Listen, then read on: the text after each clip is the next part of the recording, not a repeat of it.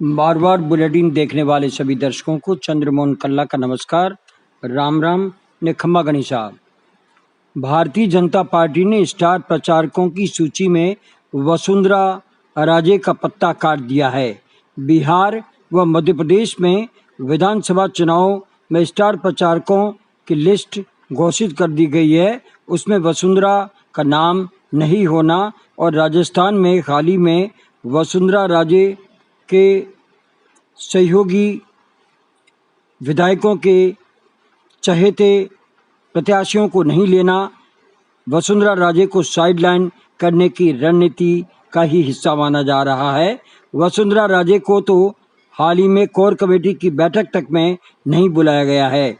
उनके समर्थक विधायकों के नाम के प्रत्याशियों को नहीं लिया गया।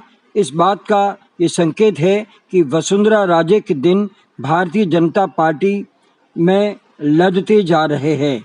निगम चुनावों से भारतीय जनता पार्टी अध्यक्ष सतीश पूनिया की पूरी तरह से चलना व गजेंद्र सिंह शेखावत, कैलाश चौधरी व अर्जुन राम मेघवाल जैसे केंद्रीय नेताओं की चलना इस बात का संकेत है कि हाईकमान खुद ही वसुंधरा के पर पूरी तरह से काटने की रणनीति पर काम कर रही है।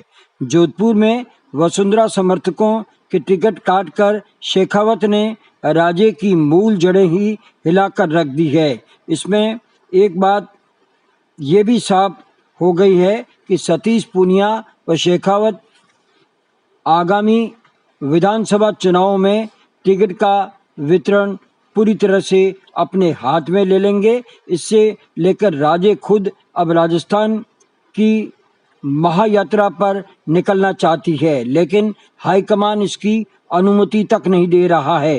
राजे के समर्थक एक नेता ने अपना नाम सामने नहीं लाने की शर्त पर बताया है कि निगम चुनावों के परिणामों को देखकर राजे अपनी यात्रा का कार्यक्रम तय करेगी और महारानी ने संकेत दिए हैं कि ये उनका निजी कार्यक्रम होगा जिसके लिए अनुमति की आवश्यकता ही नहीं होती है। राजे ये बताना चाहती है कि बिना वसुंधरा राजे के राजस्थान भारतीय जनता पार्टी की राजनीति ही अधूरी है। देखते हैं समय आने पर क्या होता है और वसुंधरा राजे कहाँ तक टिक पाती है। ये आने वाले निगम चुनावों के बाद में उनका भविष्य तय कर देगा। बिहार चुनाव से ठीक पहले सांसद वरुण गांधी के एक बयान ने भारतीय जनता पार्टी में हड़कंप मचाकर रख दिया है। उन्होंने इस बयान में सीधे प्रधानमंत्री नरेंद्र मोदी को ललकारा है। उन्होंने कहा है कि राष्ट्रवाद मंदिरों में नहीं आता, राष्ट्रवाद गरीबी हटाने, बेरोजगारी को पूरी तरह से खत्म करने के बाद ही राष्ट्रवाद आता है। राष्ट्रवाद मंदिर बनाने में नहीं, वह राष्ट्रवाद प्रेम भाईचारे को बढ़ाकर ही आ सकता है। ये बयान भारतीय जनता पार्टी के विरोधी के रूप में देखा जाता है। भारतीय जनता पार्टी में ये शूल की भांति चुभने भी लगा है। कई नेताओं ने पीलीभीत के सांसद वरुण गांधी के विरुद्ध एक्शन लेने की मांग तक कर दी है। वहीं उनकी बहन प्रियंका गांधी वरुण गांधी के बचाव में आ गई है और कहा है कि वरुण ने कोई गलत नहीं कहा है, मंदिरों को राष्ट्रवाद से जोड़ना ही गलत है। जबकि इससे पहले भी वरुण ऐसे बयान देकर चर्चा में आ चुके हैं। इस बार बिहार चुनाव से पहले उनका बयान काफी मायने में ये संकेत दे रहा है कि भारतीय जनता पार्टी के से वह बहुत बुरी तरह से खफा हैं।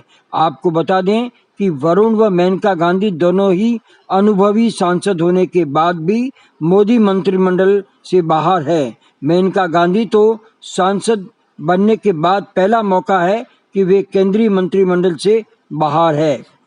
अब बात करें राजस्थान की। मुख्यमंत्री अशोक गहलोत ने पीएम नरेंद्र मोदी को पत्र लिखकर मल्टी लेवल कोऑपरेटिव सोसाइटीज के खिलाफ कार्रवाई करने की मांग की है और ये कहा है कि ये पूरा अधिकार राज्यों को दे दिया जाए। गहलोत ने नए बैंकिंग रेगुलेशन एक्ट में सहकारी बैंकों से जुड़े सभी संशोधनों को भी वापस लेने की मांग की है। सीएम गहलोत ने इसकी जानकारी ट्वीट करने दी है। गहलोत ने कहा कि मल्टी स्टेट कोऑपरेटिव सोसाइटी में बड़ी संख्या में लोगों ने निवेश किया है, इसमें करोड़ों रुपए का घोटाला है। शहर ने बेहतरीन इंजीनियर, जानकार और सुपर एथलीट खेल प्रेमी महेश शर्मा को आज खो दिया। उनके निधन से खेल जगत में शोक फैल गया है। शहर की कई महत्वपूर्ण परियोजनाओं एडीबी प्रोजेक्ट इन्हीं की देन मानी जाती है। एथलेटिक्स एसोसिएशन में भी वे पदाधिकारी थे और अपने समय के सर्वश्रेष्ठ एथलीट भी थे।